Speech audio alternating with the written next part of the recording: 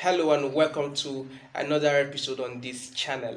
It is a beautiful day, and today I want to talk about buying properties from families. 7 important questions you must ask before you buy property from any family. 7 important questions that you must have to ask and have sufficient answers to those questions before you go ahead and make payment for the purchase of any property or investment in real estate from a family. My name is Raymond Ijeomah, and I'm a real estate entrepreneur as well as a property lawyer, and you really want to stay to the end of this video so that you will get the value on it. And if you haven't subscribed to this channel, it is very important that you do so, because you don't want to miss the value that comes from this channel as often as we get to post videos. All right, so upload videos rather. So very quickly, let's go right in. So number one question, first I need us to understand that in reality you can buy properties from individuals as an individual entity, or you can buy from families, or you can also buy from communities. Those are the 3 elements or entities that you can purchase properties from. There are some arguments with respect to the Land Use Act as it relates to what I just said, but I'm not in at this moment to talk theoretically about the Land Use Act. But I want to focus on the reality of what is happening as at today and how it affects you and impacts you, especially with respect to investing in real estate safely and profitably. All right, so very quickly, number one, the first thing I want to talk about, or the first question you must ask the family before you invest in real estate from them or buy properties from them is ask them how they became the owners of the land. How did they become the owners of the land? How did they become the owners of the land? It is a critical question, and you must ask to find out how. That question would lead you to the next question, which is who deforested the land? What is the name of the man, the woman that deforested the land? How did they become the owner of that property or expanse of land? Now, usually the practice, or based on history, some persons or some individuals who move to a particular location, and of course usually it's looking back into history, there was no development. There were just vast areas of land without people occupying them. So you could, as an individual, move to a particular location where nobody has stepped foot on, and then you deforest the place, you clear the place, you build a hut, and you begin to stay there, right? That in law has the application, or is considered as deforesting the land, and then you are considered as the first settler, the person who deforested the virgin land. All right, that kind of answer is what you are going to get when you ask that kind of question. And like I said, who deforested land? So for instance, 5 generations ago, a man named Raymond, ABC, deforested the land. He was the first person that stepped foot on that land, and eventually he was able to conquer the area. He cleared the place, he planted plantain, he planted trees, he planted all of that, palm tree and all of that, and then he grew. He gave birth to, he married a lady, gave birth to another person, gave birth to this, gave birth to that, and gave birth to that. So that moved from generation to generation up to the point where we are, the present generation. All right, so that question is critical. I've seen cases where the present family members do not know the name of the first person. For families, I've met families who are very enlightened. So like I said, some enlightened families have a way that they have been able to trace back to their great grandfathers who deforested the land that they now consider as family land. So for some other families, it may not be like that, but it's important that you are able to trace back to that. For most families, they know, especially when they have some form of enlightenment, and it's critical that you have answer to that question. But even if you don't, there are other questions that they are able to answer will sufficiently tell you whether the land is genuine or not, or you should go ahead and make payment or not. All right, so number 3, how did the land flow from the first man, the man with the man that we talked about in point 2? How did the land flow from him to the present generation? So for instance, Raymond ABC was the man who deforested the land. He eventually gave birth to 3 sons, and the first son inherited this portion of land, and then the other sons took the other part. And eventually that son gave birth to another son, or 3 sons and a daughter, and the first son inherited. Remember, different societies have different systems and practices with respect to inheritance, primogeniture, right? And for some places, the first son inherits all the mass property and then shares based on discretion. For some other places, like Benin, the first son takes possession of, or takes ownership or inherits the property where the house or the property where the man lived, died, and was buried, and haven't performed all burial rites with respect to that particular custom and tradition of that area that was binding on the man at the time he was alive, right? And so, like I said, different communities, different areas, different societies have their customs with respect to that. In fact, there are some that deny ladies from inheriting the man's property. That's entirely wrong. That's entirely a breach of human fundamental rights of the woman, right? But that's a conversation for another day. All right, so you want to find out how that property flowed or moved. Permit me for those words. I'm trying to, so that you understand me clearly, from the first settler, or the person who deforested the land, to the present generation. And that is usually very important, because it helps your recital. Remember, I have talked about the recital as one of the most important and critical parts of a title document. You can check out one of my videos and you would see that. I'm hoping that I'm going to have a complete video, or a video where I would extensively talk about the recital.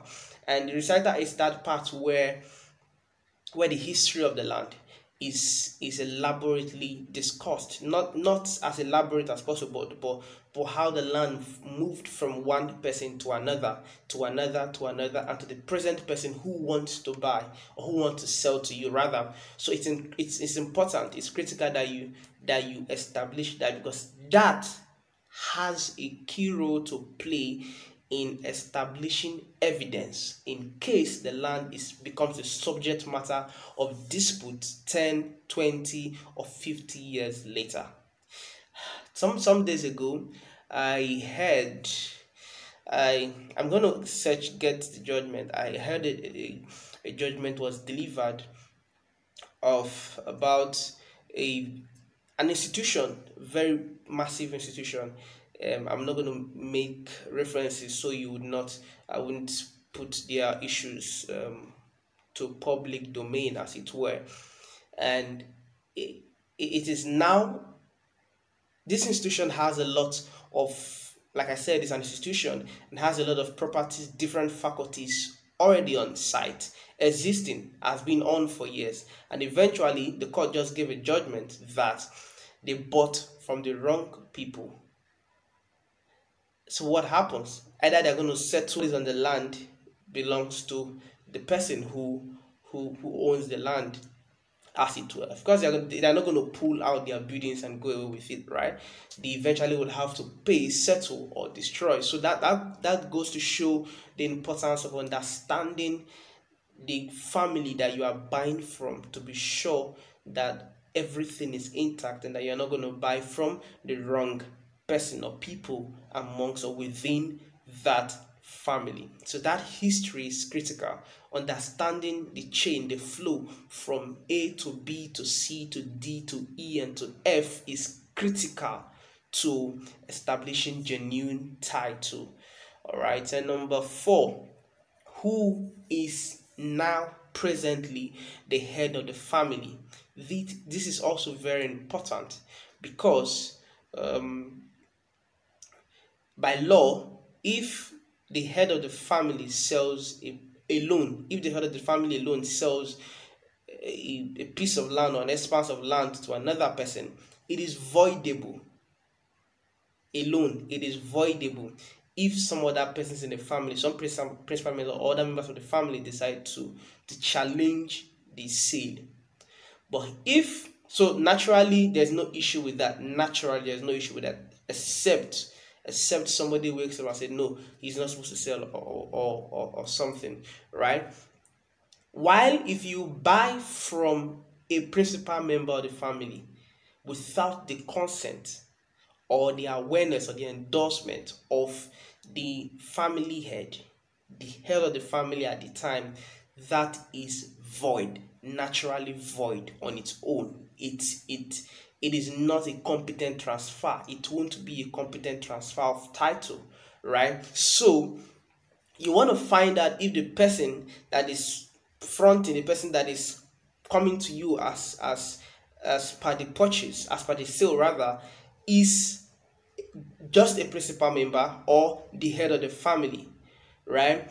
And yeah, usually, of course, if you are speaking to the fraudster, he would not, if you ask that kind of question, he would tell you, yes, I'm the head of the family, right? But that's where you would now have to bring in a scriptural principle in the mouth of one or two. A word is established, as it were, right? So you'd have to ask questions from different persons to different quarters, or maybe go to the next neighbor and ask, who is the head of this family? And just make it not as serious as expected, but something very mild and innocent. And I remember there was okay, let me just go straight. But the point I'm trying to drive at is just take a walk, take a stroll around, and ask questions to be sure that the person you are dealing with is the head of the family. It is critical, it is important that you make sure of that fact. And number 5, who are the principal members of the family? One of the things I do when, like I said, if the head of the family says alone, it is voidable. If the principal member, one of the principal members of the family or members of the family sell on their own, it is void. However, the best shot is take the head of the family on one side and take the principal members of the family on the other side. Bring them together as a unit to sell the family property. So what you do is, number 1, as transferors, selling for and on behalf of the family, because they are custodians and trustees of the family property. It is not theirs in their personal capacity, but they represent the entire interest of the entire family to sell that property. So as it were, they are considered as custodians and trustees of that family property. So you take number 1, transferor. I think I'm talking too fast today. Okay, you take number 1, the transferor, the head of the family, the head, Raymond, ABCD family. Number 2, John, ABCD, principal member. 3, Philip, ABC, principal member. You can take one head of the family and 2 principal members of the family together to sign as transferors, and maybe 1 or 2 other principal members of the family to sign as witnesses to the transfer. And that is a great or a good way to competently transfer or buy property from a family. And number 6, I have like 10 here. Okay, number 6, let me give you 2 more. Like I said, I think I promised 7 already. So number 6 is Is the family, the entire family, are they made of plenty gates, or like, I mean, is it a polygamous family? One of the reasons you would want to find out if it's a polygamous family is that to help you know whether there is a likelihood of having issues of one of the sons of this other woman coming to say no, he's not the owner of the family, he's not the owner of the land rather, or you understand the kind of disputes that come from some polygamous homes.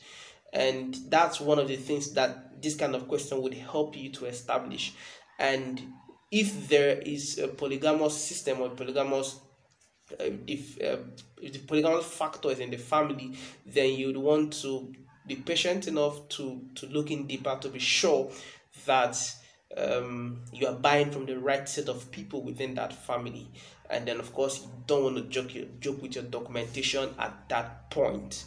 And yes, importantly, I need to say this is an amazing bonus. If the family is a polygamous one, and you are buying from the head of the family, this is critical. This is critical. Make sure that each member of each gate, a member of each gate of the respective polygamous homes, gates. When I mean gates, maybe the man had 5 children, right? 5 wives rather, and one of them at that point has been considered as the head of the family. Make sure that somebody, a representative of the second wife, the third wife, the fourth wife, and the fifth wife, sign that particular document to transfer title. This is critical. Ensure that it is a representation from each of the gates of the family to sign that particular document of transfer. That way you are able to prevent issues of, oh, is not the right person to have signed. But at that point you will now draw back or refer back to your document showing that there was a representation from the right representation from each of the gates. So for instance, the man had